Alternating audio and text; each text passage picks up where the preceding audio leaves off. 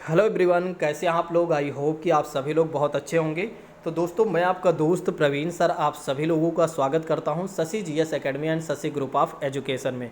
तो साथियों, आज सबसे पहले मैं आप लोगों से ये बात कहना चाहूँगा, जो लोग हमारे साथ जुड़े हुए हैं बिल्कुल इसी तरह से जुड़े रहें। ठीक है, मैं डेफिनेटली कहता हूँ उन सभी का सिलेक्शन हो जाएगा जो हमारे साथ लगातार फॉलो करते चलेंगे, यानी हमारी सारी क्लासेस को। कुछ जो क्लासेज प्रोवाइड करा दी गई हैं प्लेलिस्ट में जाकर आप उन सारी क्लासेज को 1 से 2 बार आप ज़रूर देख लीजिए, क्योंकि वहाँ आपको बहुत कुछ जानने को मिलेगा और आपका रिवीजन भी हो जाएगा यदि आपने एक बार देखा है तो। ठीक है, तो जो लोग एक बार देख चुके हैं वे ज़रूर एक बार फिर देख लें, अगर उन्हें समय मिल रहा है तो किसी ना किसी दिन समय निकाल के 1 बार 2 बार और देख लें।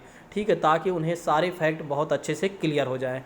चलिए आइए मैं एक और बातें आपसे करता हूँ। जो लोग हमारे साथ लगातार जुड़े हैं, सबसे पहले उन सभी छात्रों का मैं नेम ले लेता हूं, क्योंकि वे लोग लगातार जुड़ते हैं और डेली जुड़ते हैं और बहुत अच्छे से क्वेश्चन को सॉल्व भी करते हैं। जैसे कि बात करते हैं, पहली जो ईमेल आईडी है अनुपा त्यागी जी के नाम से है। ये भी हमारे ऑफलाइन में भी पढ़ते हैं और बहुत अच्छे तरीके से इनकी अच्छी तैयारी चल भी रही है।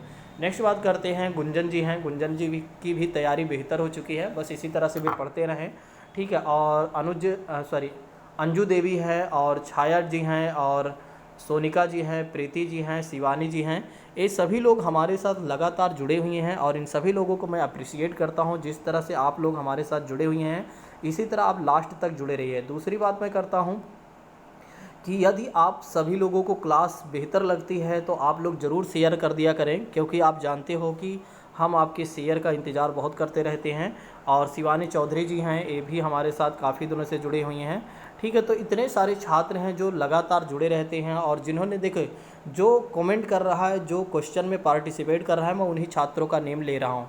जो पार्टिसिपेट नहीं कर रहा उनका नेम नहीं ले रहा हूँ मैं, क्योंकि मुझे नहीं पता चल पाता कौन और जुड़ा है। ठीक है, तो वे लोग भी कमेंट किया करें और अपने क्वेश्चन को ज़रूर सॉल्व करने का प्रयास किया करें।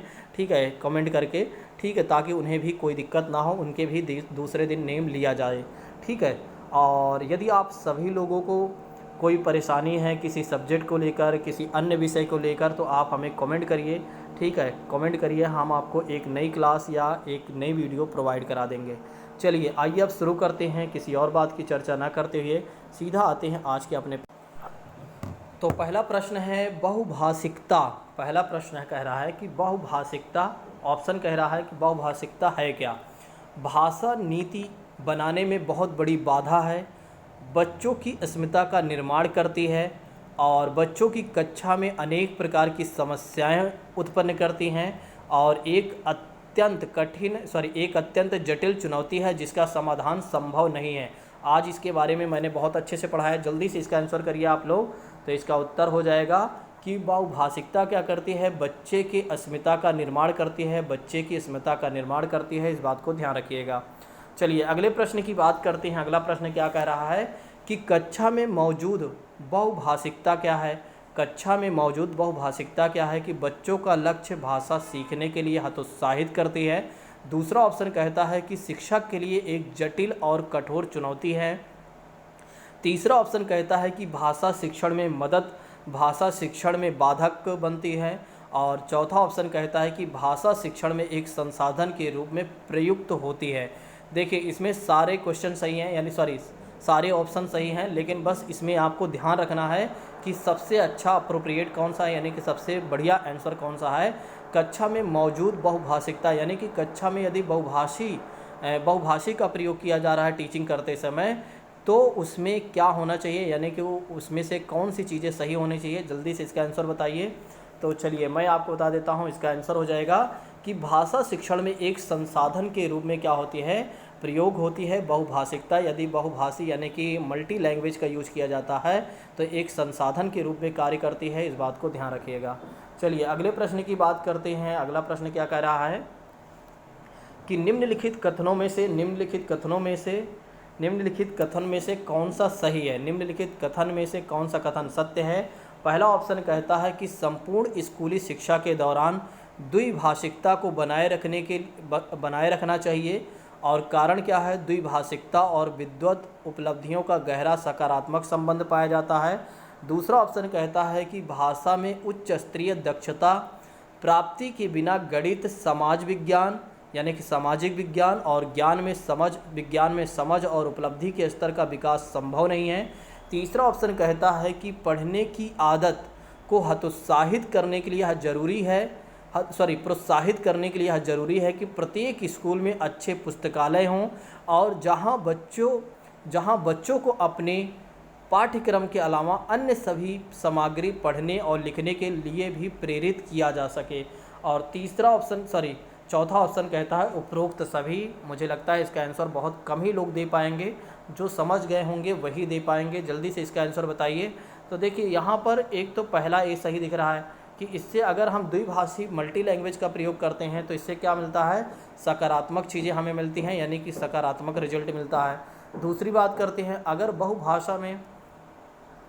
भाषा में उच्च स्तरीय दक्षता प्राप्ति के बिना गणित, सामाजिक विज्ञान और विज्ञान में समझ और उपलब्धि के स्तर को विकास करना संभव नहीं है। बिल्कुल ये बात सही है कि अगर भाषा में उच्च स्तरीय दक्षता प्राप्त करना है तो हमारे लिए गणित भी ज़रूरी है, सामाजिक विज्ञान भी ज़रूरी है और विज्ञान भी ज़रूरी है। ठीक है, अगर इन सब चीज़ों का हम प्रयोग नहीं करते हैं तो हमारा विकास संभव नहीं है, यानी कि बच्चों का विकास संभव नहीं है। देखिए आप एक बार सोचिए कि केवल और केवल अगर हिंदी पढ़ा देने से ही बच्चों का विकास हो जाता है, यानी कि उनके अंदर ज्ञान आ जाता, तो हम केवल एक ही सब्जेक्ट रहते हैं और पूरे भारत में केवल एक ही विषय पढ़ाया जाता। ठीक है, इसलिए गणित को भी पढ़ाना ज़रूरी है, सामाजिक विज्ञान को भी पढ़ाना ज़रूरी है और विज्ञान को भी पढ़ाना ज़रूरी है और जो अन्य विषय हैं उसे भी पढ़ाना ज़रूरी है। यदि इन सब चीज़ों को हम नहीं पढ़ाते हैं तो क्या होता है कि बच्चों में विकास बेहतर नहीं हो पाता है। इसलिए ऑप्शन नंबर दूसरा भी सही है। ठीक है, जब दूसरा ऑप्शन सही हो गया, यानी कि जब हमारा पहला और दूसरा ऑप्शन सही हो गया तो इसका मतलब ये हो गया उपरोक्त में से सभी आंसर हो जाएगा, क्योंकि और कोई विकल्प यहाँ पर बच नहीं रहा है। तीसरा ऑप्शन तो बिल्कुल सही लग ही रहा है, इसमें तो कुछ आपको काटना ही नहीं चाहिए था। तो option number D is right साथियों, इस बात को ध्यान रखिएगा। चलिए अगले प्रश्न की बात करते हैं। देखिए, प्राथमिक स्तर पर बहुसांस्कृतिक पृष्ठभूमि वाली कक्षा में, समझिएगा, प्राथमिक यानी कि प्राइमरी लेवल पर बहुसांस्कृतिक पृष्ठभूमि वाली कक्षा में बच्चे लक्ष्य भाषा के परिवेश से भाषा अर्जित करते हुए, पहला ऑप्शन कहता है कि लक्ष्य जो है भाषा की अपनी भाषा से तुलना करते हैं, पहला ऑप्शन कहता है। दूसरा ऑप्शन कहता है कि धीरे धीरे भाषा के रचनात्मक प्रयोग का अभ्यास करते हैं और तीसरा ऑप्शन कहते हैं कि उसे शुद्ध अशुद्ध रूप में पहचानते हैं और चौथा ऑप्शन कहता है कि व्याकरणिक नियमों की शुद्धता को परखते हैं। ठीक है, जल्दी से इसका आंसर बताइए। मुझे लगता है कि इसका आंसर बहुत ही कम लोग दे पाएंगे। ठीक है, बहुत ज़्यादा आपको सोचना नहीं है, बिल्कुल आसान से आप सोचिए, आपका आंसर पक्का सही हो जाएगा। देखिए, पहला ऑप्शन कहा जा रहा है कि लक्ष्य भाषा की अपनी भाषा से तुलना करते हैं। आप सोचिए कि यहाँ पर क्या किसी भाषा से किसी भाषा की तुलना करने की बात की जा रही है? ठीक है, ऐसा कुछ भी नहीं है। दूसरा ऑप्शन समझिएगा कि भाषा का जो लक्ष्य होता है, देखिए क्वेश्चन में कह रहा है कि भाषा का जो लक्ष्य है कि धीरे धीरे भाषा के रचनात्मक प्रयोग करते करते क्या हो, रचनात्मक प्रयोग का अभ्यास करने लगे। तो यहाँ पर दूसरा ऑप्शन सबसे ज़्यादा अप्रोप्रिएट है, तो इसलिए दूसरा ऑप्शन सही हो जाएगा, इस बात को ध्यान रखिएगा। अगले प्रश्न की बात करते हैं। अगला प्रश्न क्या है कि मातृभाषा या क्षेत्रीय भाषा का प्रयोग शिक्षा के सभी उच्च स्तरों तक जारी रहना चाहिए। देखिए, क्वेश्चन कह रहा है कि मातृभाषा या क्षेत्रीय भाषा का प्रयोग शिक्षा के सभी उच्च स्तरों तक जारी रहना चाहिए, क्योंकि मातृभाषा या आसपास की भाषा में उच्च दक्षता का स्तर बेहतर संज्ञानात्मक विकास, अंतर्वैयक्तिक संवाद कुशल व सैद्धांतिक स्पष्टता को बढ़ावा देने के में महत्वपूर्ण भूमिका निभाते हैं। देखिए, अगर इस तरह के प्रश्न आ भी जाता है, अगर गलत भी हो जाता है तो कोई आप बिल्कुल भी टेंशन ना लिया करें। ठीक है, एक आध प्रश्न तो गलत होना स्वाभाविक है। दूसरी बात करते हैं, क्योंकि इसमें क्या है कि बहुत ज़्यादा पढ़ना पड़ रहा है और चीज़ों को एक साथ जोड़ना में आप लोगों को, मुझे पता है कि असहजता होती होगी। चलिए नेक्स्ट विकल्प की बात करते हैं। ऐसा करना अंतर्राष्ट्रीय संबंधों में विचार के दृष्टिकोण से सर्वाधिक आवश्यक है। दूसरा ऑप्शन कहता है कि मातृभाषा में बच्चों की रुचि अधिक होती है और तीसरा ऑप्शन कहता है कि केवल मातृभाषा के जरिए ही बच्चों में या बच्चों के संज्ञानात्मक विकास, संज्ञानात्मक विकास और संवाद कुशलता को बढ़ाया जा सकता है। तो जल्दी से इसका आंसर करिए, काफ़ी अच्छा प्रश्न है। तो 5वां नंबर क्वेश्चन का आंसर करिए। पाँचवा क्वेश्चन क्या कहता है, ठीक है, 5वां क्वेश्चन क्या, तो जल्दी से इसका उत्तर करिए, जल्दी से इसका आंसर करिए। चलिए मैं आपको बता देता हूँ इसका आंसर हो जाएगा, कौन सा सही हो जाएगा। देखिए, एक तो चौथे से चलते हैं। चौथा में केवल शब्द का प्रयोग किया गया है, तो सीधा ही काट दीजिए। मातृभाषा में ही बच्चों की मातृभाषा में ही बच्चों की रुचि अधिक होती है, तो ऐसा कुछ भी नहीं है कि केवल उन्हें हमेशा मातृभाषा में ही सारा कुछ पढ़ाया जाना चाहिए या उसी लैंग्वेज में ही सब कुछ यूज होना चाहिए, तो ऐसा कुछ भी नहीं है, ठीक है। दूसरा ऑप्शन इसलिए गलत हो गया। और ऐसा करना अंतर्राष्ट्रीय संबंधों में विस्तार के दृष्टिकोण से सर्वाधिक आवश्यक है, ठीक है। इंटरनेशनल की भी कोई बात नहीं की गई है, इसलिए option number A is right कहा जा रहा है कि मातृभाषा या आसपास की भाषा में उच्च दक्षता का बेहतर स्तर जो होता है संज्ञानात्मक विकास के अंतर्वैयक्तिक संवाद कुशलता व सैद्धांतिक स्पष्टता को क्या करता है, बढ़ावा देता है। इस बात को ध्यान रखिएगा। तो पहला ऑप्शन सही हो जाएगा। इसलिए मातृभाषा या क्षेत्रीय भाषा का प्रयोग शिक्षा में उच्च स्तरों तक भी जारी रहना चाहिए, ठीक है। आई होप कि अब आप लोगों को समझ में आ गया होगा कि यह प्रश्न क्या कह रहा है। चलिए अगले प्रश्न की बात करते हैं। अगला प्रश्न कह रहा है कि हिंदी भाषा की पाठ्यपुस्तक में लोकगीतों को शामिल करने का कौन सा उद्देश्य सबसे कम है। हिंदी भाषा की पाठ्यपुस्तक में लोकगीतों को हिंदी भाषा की पाठ्यपुस्तक में लोकगीतों को शामिल करने का कौन सा उद्देश्य सबसे कम है। यहाँ पर सबसे कम पूछा जा रहा है, ए बताना है, ना कि सबसे अधिक पूछा जा रहा है। पहला ऑप्शन कहता है कि लोकगीतों से संबंध राज्यों की जानकारी देना। दूसरा ऑप्शन कहता है कि लोकगीतों की रसानुभूति। तीसरा ऑप्शन कहता है कि लोकगीतों के माध्यम से भारत की सांस्कृतिक विशेषताओं से परिचित कराना। चौथा ऑप्शन कहता है कि लोकगीतों की भाषिक विशेषताओं से परिचित होने पर अवसर मुहैया कराना। क्वेश्चन में पूछा जा रहा है कि हिंदी भाषा की यदि पाठ्यपुस्तक में लोकगीतों को हम शामिल कर लेते हैं तो उनमें सबसे कम उद्देश्य क्या होगा, उद्देश्य में सबसे कम महत्वपूर्ण कौन सा होगा। तो अगर देखा जाए इसमें सबसे कम महत्वपूर्ण में, तो सबसे पहले हमें ये जानना पड़ेगा सबसे ज़्यादा महत्वपूर्ण कहाँ पर है। तो ऑप्शन नंबर 4 भी सही है।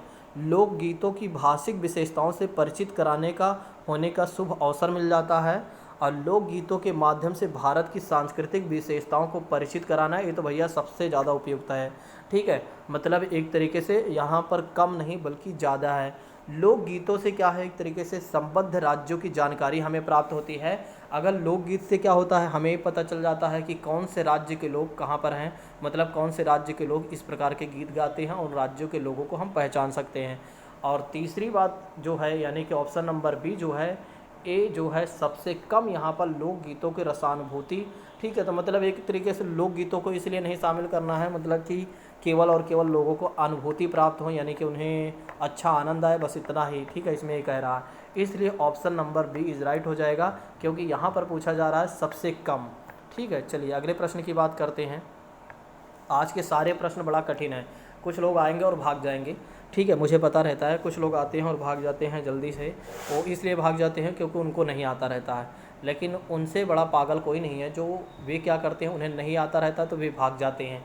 जबकि उन्हें क्या करना चाहिए, पूरी क्लास को अच्छे से देखना चाहिए। जब आपको नहीं आता है तो कम से कम क्वेश्चन को तो आप देख लीजिए, और क्वेश्चन देखने से आपको थोड़ा समझ में आ जाएगा कि मुझे कैसे पढ़ना है, और एक दो बार आप रिवीजन भी कर लेंगे कि मुझे कैसे रिवीजन करना चाहिए, और रिवीजन करने में भी आपको कोई दिक्कत नहीं होगी। चलिए अगले प्रश्न की बात करते हैं। एक बहुसांस्कृतिक पृष्ठभूमि वाली कक्षा में भाषा सीखने से संबंधित कौन सा विचार सबसे उचित है, यानी कि यहाँ पर कह रहा है कि कौन सा विचार उचित है। पहला ऑप्शन कहता है कि व्याकरणिक नियमों का अधिक से अधिक प्रयोग होना चाहिए। दूसरा ऑप्शन कहता है कि समृद्ध भाषिक परिवेश का निर्माण किया जाना चाहिए, और तीसरा ऑप्शन कहता है कि अधिक से अधिक पुस्तकों का निर्माण किया जाना चाहिए, और चौथा ऑप्शन कहता है कि बच्चों में भाषा सीखने की क्षमता बलपूर्वक विकसित की जानी चाहिए। बड़ा अच्छा प्रश्न है, इसका उत्तर देने में आपको, मुझे नहीं लगता कि आपको कोई परेशानी हो, बड़ा अच्छे तरीके से आप इसका आंसर दे सकते हैं। देखिए पहली चीज़ें क्या कहा जा रहा है, क्वेश्चन फिर से पढ़िए। एक बहुसांस्कृतिक पृष्ठभूमि वाली कक्षा में भाषा सीखने से संबंधित कौन सा विचार उचित है। देखिए, पहली बात तो यहाँ चौथे से चलिए, यहाँ पर तो बलपूर्वक बात कही गई है। तो जब बालकों में भाषा सीखने की क्षमता बलपूर्वक विकसित करना चाहिए, मतलब उन्हें डांट के मार कर उन्हें बोलना चाहिए बेटा तुमको सीखना ही पड़ेगा, ऐसा कुछ नहीं है। ठीक है, ये गलत बातें हैं, एनसीएफ ने भी इसको नकार दिया है।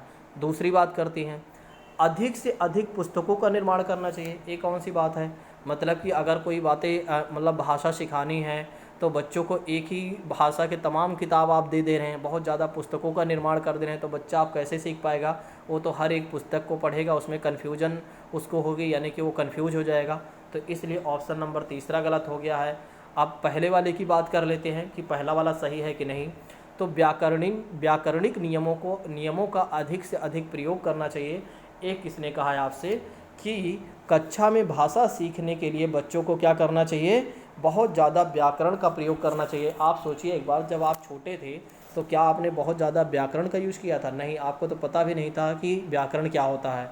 ठीक है, तो व्याकरण हमें पता ही नहीं था। तो इस तरह की चीज़ें जब कक्षा में जाने के बाद ही हमें पता चला, लेकिन हमें कक्षा में इतनी जल्दी हमें, यानी क्लास में जाने के बाद इतनी जल्दी हमें सारा व्याकरण के नियमों को नहीं बता दिया गया, और ना ही सबसे ज़्यादा बताया गया कि इस तरह के व्याकरण का प्रयोग करके ही तुम भाषा सीख सकते हो, अन्यथा नहीं।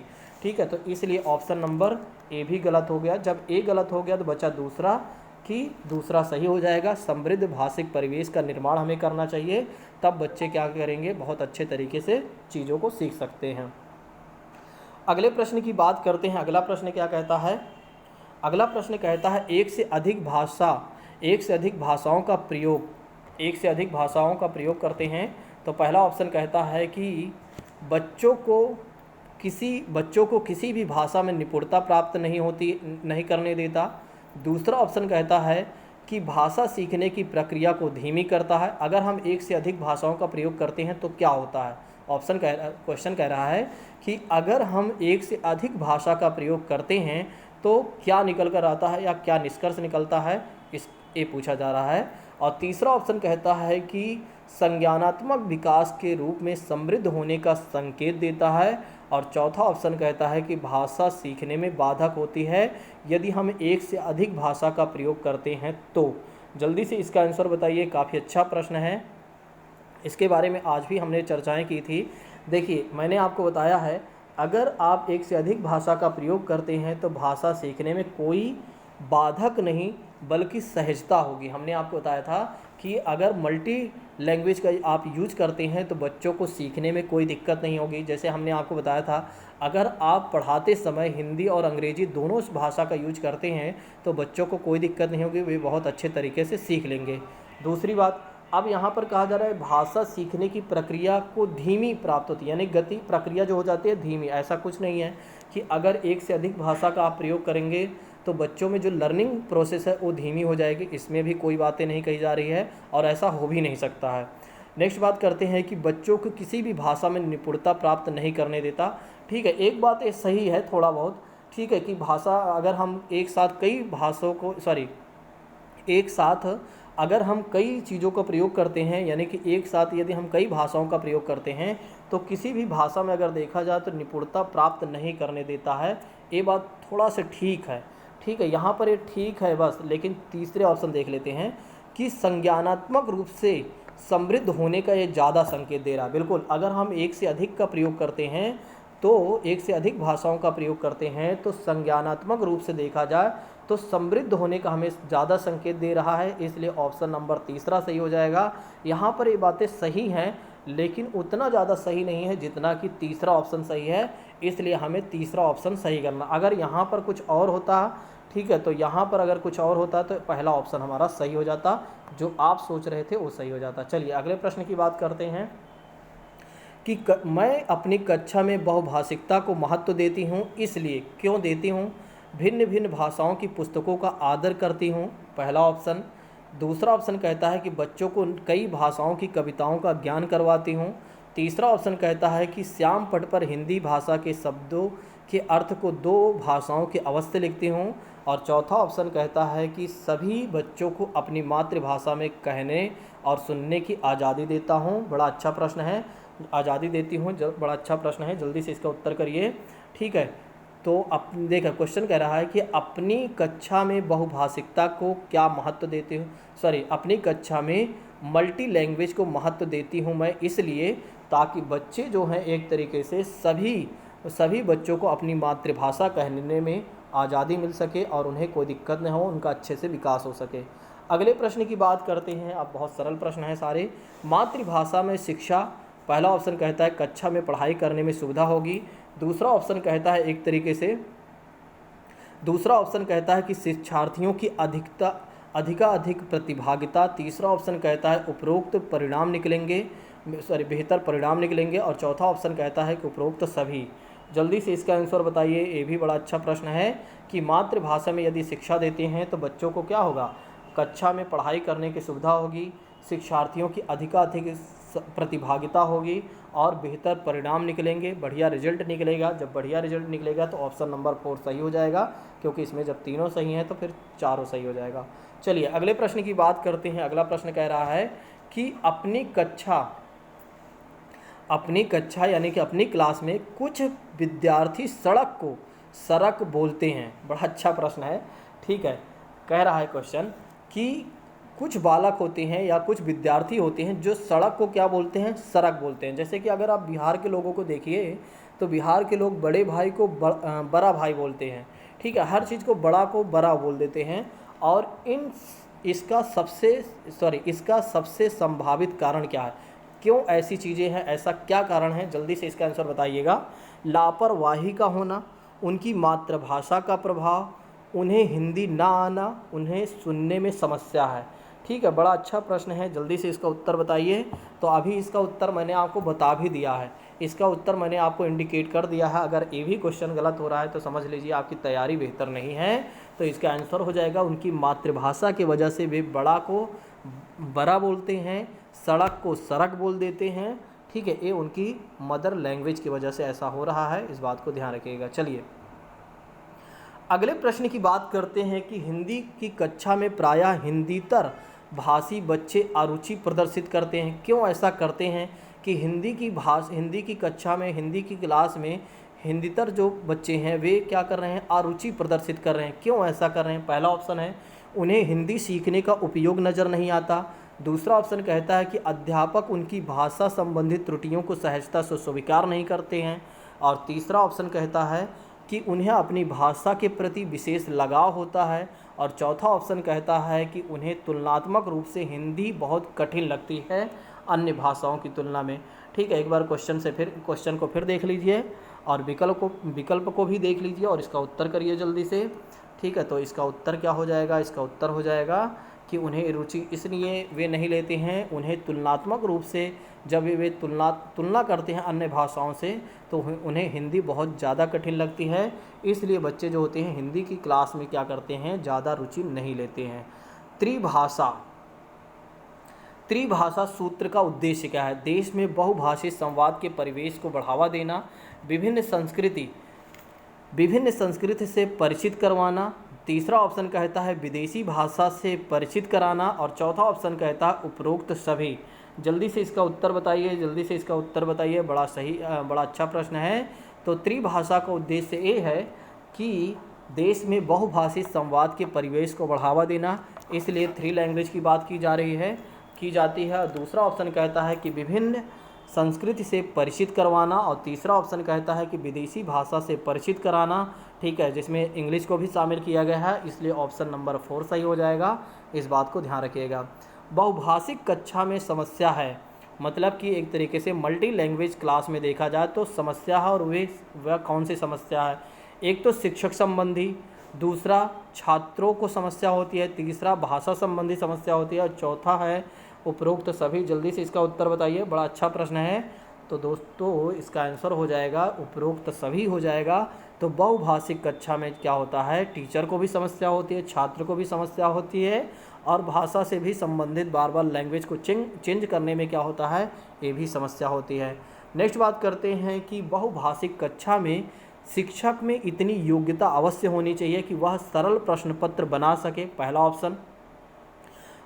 सभी बच्चों की मातृभाषाओं की संरचना को जान सके। तीसरा ऑप्शन कहता है कि पाठ्य पुस्तक को जल्दी पूर्ण करा सके। और चौथा ऑप्शन कहता है कि विभिन्न भाषाओं में पाठों की विषय वस्तु का एक तरीके से योगदान होता है। जल्दी से इसका आंसर बताइए, बड़ा अच्छा प्रश्न है। तो इसका उत्तर ये हो जाएगा कि सभी बच्चों की मातृभाषाओं की संरचना जान सके। बहुभाषिक कक्षा में शिक्षक में इतनी योग्यता जरूर होनी चाहिए, इस बात को ध्यान रखिएगा। चलिए अगले प्रश्न की बात करते हैं। अगला प्रश्न कह रहा है, आज थोड़ी सी क्लास लंबी हो जाएगी, दरअसल ये है कि मैं समझाते भी चल रहा हूँ इसलिए ऐसा कुछ हो रहा है, ठीक है, नहीं तो क्लास छोटी हो जाती है।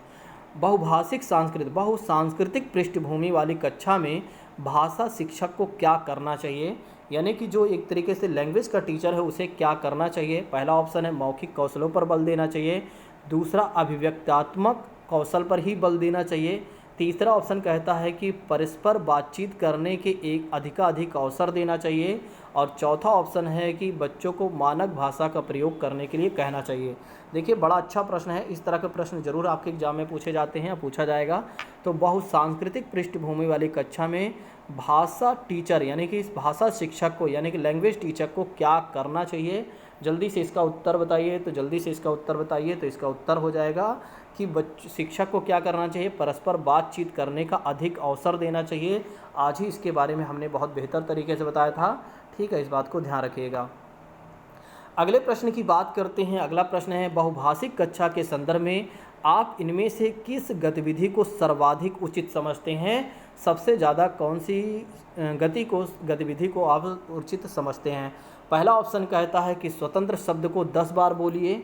दूसरा ऑप्शन कहता है कि सूर्यास्त हो गया वाक्य को 10 बार लिखिए। और तीसरा ऑप्शन कहता है कि हिंदी पाठों में आए चिड़िया, पुस्तक, कुआं आपकी भाषा में क्या कहते हैं ये बताइए।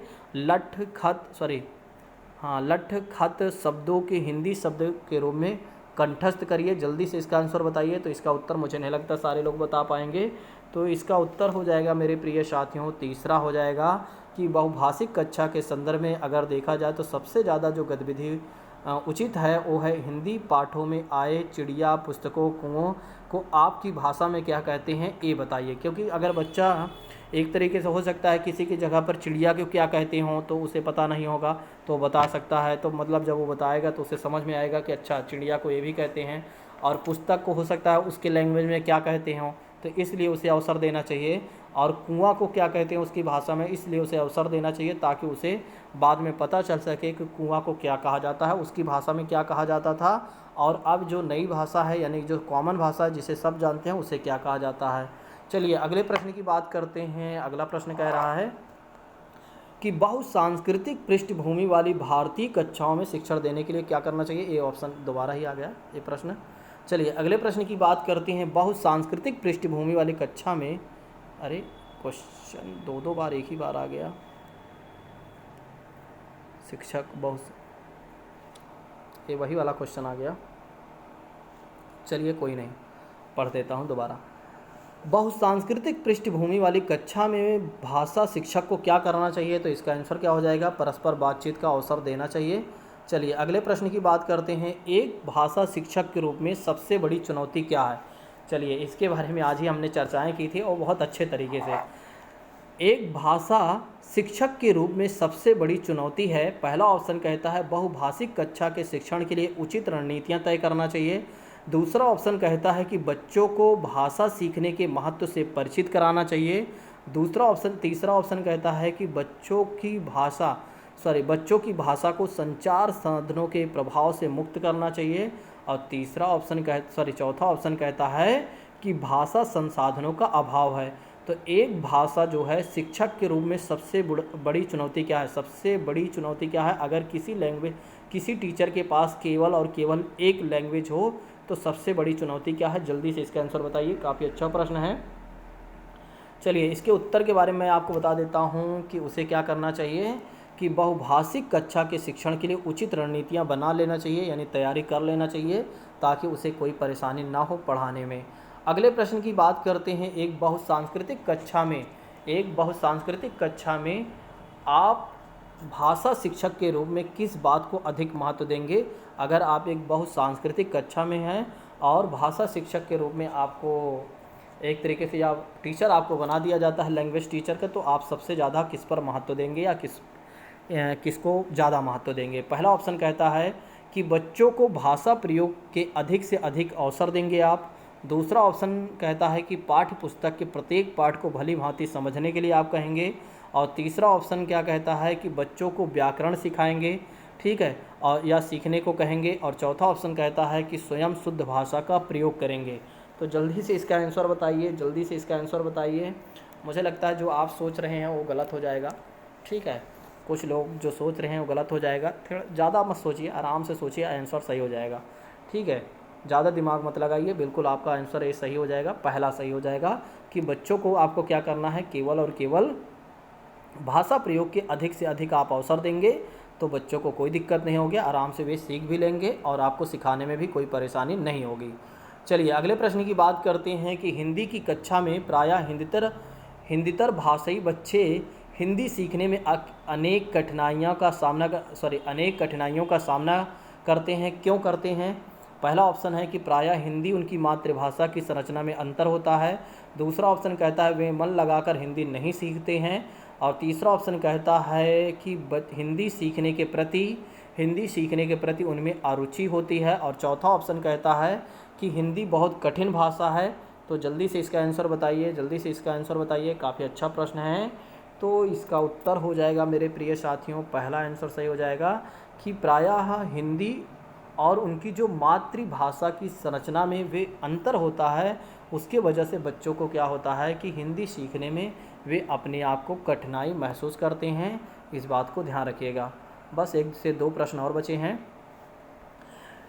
एक बहुभाषिक कक्षा में आप किसे सबसे कम महत्व देंगे? जल्दी से इसका आंसर बताइएगा। अभी इसके बारे में हमने चर्चाएं की थी, ठीक है, उसी से संबंधित है। चलिए पहला ऑप्शन कहता है कि बच्चों को सिखाना कि दो भाषाओं के मध्य विद्यमान समानता व अंतर का विश्लेषण कैसे किया जाता है। और दूसरा ऑप्शन कहता है कि विभिन्न प्रकार का बाल साहित्य। और तीसरा ऑप्शन कहता है कि कक्षा में विभिन्न प्रकार की सामग्री से समृद्ध वातावरण। और चौथा ऑप्शन कहता है कि कक्षा के बहुसांस्कृतिक संदर्भों के प्रति संवेदनशीलता की बात की जा रही है। तो जल्दी से इसका आंसर बताइए, सबसे कम महत्व आप किसे देंगे? तो पहले विकल्प को ही आप सबसे कम महत्व देंगे, इस बात को ध्यान रखें। अगले प्रश्न की बात करते हैं। एक से अधिक भाषा का प्रयोग यदि किया जाता है तो पहला ऑप्शन है कि किसी भी एक भाषा में निपुणता में बाधा आती है। दूसरा ऑप्शन कहता है कि कक्षाई जटिलताओं को बढ़ाता है। तीसरा ऑप्शन कहता है शिक्षकों के लिए गहन समस्या है। और चौथा ऑप्शन कहता है कि संज्ञानात्मक विकास में सहायता करती है। तो बड़ा अच्छा प्रश्न है, इसका उत्तर तो आप लोग तुरंत बता सकते हैं। अभी इसकी चर्चा हमने की थी कि संज्ञानात्मक विकास में सहायक यदि हम एक से अधिक भाषा का प्रयोग करते हैं तो। नेक्स्ट प्रश्न की बात करते हैं। बहुभाषिक एवं बहुसांस्कृतिक कक्षा में बच्चों की मातृभाषा को समुचित सम्मान स्थान देते हुए मानक भाषा से भी परिचय कराना चाहिए। दूसरा ऑप्शन कहता है कि बच्चों को केवल एक तरीके से मानक भाषा का प्रयोग करने के लिए पुरस्कृत करना चाहिए। बच्चों की मातृभाषा का ही सदैव प्रयोग करना चाहिए और बच्चों की भाषा का प्रयोग वर्जित कर देना चाहिए। बच्चों की मातृभाषा को वर्जित कर देना चाहिए। बड़ा अच्छा प्रश्न है, जल्दी से इसका उत्तर बताइए। तो इसमें आप देख रहे हैं कि तीनों जो चौथा भी गलत है, वर्जित शब्द आ गया, सदैव आ गया, ठीक है, केवल आ गया, तीनों कट गया, पहला ऑप्शन सही हो गया। चलिए नेक्स्ट बात करते हैं और लास्ट बात करते हैं आज के क्वेश्चन की। घर की भाषा और विद्यालय में पढ़ाई जाने वाली भाषा है। घर की भाषा और विद्यालय में पढ़ाई जाने वाली भाषा है सदैव टकराहट से गुजरती है, सदैव समान होती है और समान हो सकती है और सदैव अलग होती है। तो जल्दी से इसका आंसर बताइए, जल्दी से इसका आंसर बताइए कि घर की भाषा और विद्यालय में पढ़ाई जाने वाली भाषा, जल्दी से इसका आंसर बताइए। जो लोग ज़्यादा सोचेंगे इसका उत्तर वे लोग नहीं दे पाएंगे, जो कम सोचेंगे, आराम से सोचेंगे, वही इसका उत्तर दे सकते हैं, वही छात्र इसका उत्तर दे सकते हैं। चलिए जल्दी से इसका आंसर करिए। आप लोगों की बात मैं देख रहा हूँ, जल्दी से इसका आंसर करिए। कल मैं बताऊँगा कितने लोगों का ये क्वेश्चन सही हुआ है। चलिए इसमें तो पहली बात आप देखिए, सदैव, तुरंत काट दीजिए, सदैव काट दीजिए, जब सदैव वाला कट गया तो समान वाला सही हो गया। एक तो आप ऐसे समझ लीजिए इसको। देखिए, आपने जो घर में भाषा सीखी थी, यानी कि जो हिंदी में आपने सीखा था, जो हिंदी आपने सीखी थी, वो आप जब विद्यालय में आते हैं तो हिंदी में ही आपको पढ़ाया जाता है। ठीक है, डायरेक्ट आपको अंग्रेजी में नहीं पढ़ाया जाता है, पहले हिंदी में पढ़ाया जाता है। फिर अगर कोई स्कूल है, कोई स्कूल है जहाँ पर एक तरीके से इंग्लिश के ही लैंग्वेज का प्रयोग करना है, तो पहले वहाँ पर हिंदी में सब कुछ सिखाया जाता है, धीरे धीरे उसे इंग्लिश में लाया जाता है। तो लगभग देखा जाए तो जो घर की भाषा होती है और जो विद्यालय की भाषा होती है, उसमें जो उसकी भाषा दोनों की समान ही होती है।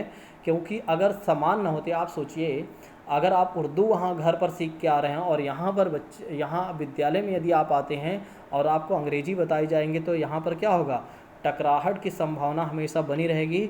टकराहट छोड़ो, यहाँ कुछ समझ में ही नहीं आएगा, टीचर क्या बोल रहा है, बच्चा क्या समझ रहा है, कुछ नहीं पता चलेगा। इसलिए option number C is right दोस्तों, इस बात को ध्यान रखिएगा। ठीक है, तो जैसे हमने आपको समझाया, जिस तरह से हमने चीज़ों को आपको पढ़ाया है, यदि आपने सही तरीके से पढ़ लिया और सारी टेस्ट सीरीज को फॉलो कर लिया, मैं डेफिनेटली कहता हूं कि आप बहुत बेहतर हो जाएंगे और बहुत अच्छे मार्क्स आप हासिल करके आएंगे। केवल पास मार्किंग ही नहीं, बल्कि आप 30 में 30 आप हासिल करके आएंगे और एक अच्छा रिजल्ट आप लेकर आएंगे। बस जिस तरह से आप लोग मेहनत कर रहे हैं, इसी तरह से मेहनत करते रहिए। यदि आपको क्लास बेहतर लगती है तो आप लोग लाइक वगैरह कर दिया करें, अगर नहीं लगती है तो डिसलाइक का ऑप्शन है, डिसलाइक कर दिया करें। अगर कमेंट करना अच्छा नहीं लगता है तो कमेंट में भी आप जो मन करे वो लिख दिया करें। अगर शेयर करना भी नहीं अच्छा लगता है तो कोई बात नहीं, आप देख कर जा सकते हैं। थैंक यू सो मच, जय हिंद।